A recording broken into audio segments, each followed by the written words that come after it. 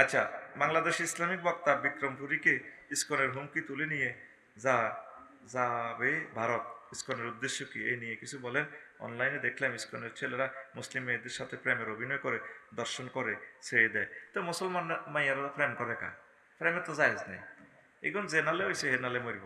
তবে এদের থেকে সতর্ক থাকতে হবে। এটা একটা উগ্রবাদী। আমাদের যে সমস্ত হিন্দু ভাইয়েরা আছে বাংলাদেশে, ওনাদেরকে খারাপ জানবেন না। ওরা চাচ্ছে হিন্দু মুসলিম দাঙ্গা লাগাইবার জন্য। আমরা হিন্দু ভাইদেরকে ভালোবাসি। হিন্দু মা বোনেরা অনেক ভালো মানুষ, তাদেরকে আপনারা সেফটি দিবেন, ভালোবাসবেন। ইসকনের বিরুদ্ধে আন্দোলন গড়ে তুলুন। এটাকে অবশ্যই গভর্নমেন্ট নিষিদ্ধ করতে হবে। কথা ঠিক কিনা?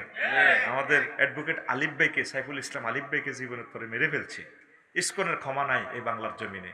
আমার ইমাম সাহেবকে পঞ্চগড়ে পর্যন্ত নিয়া সেখানে উলঙ্গ করি, কত মারা মারছে আমার বাইটারে, বুড়ো মানুষ। আমরা তীব্র নিন্দা জানাই।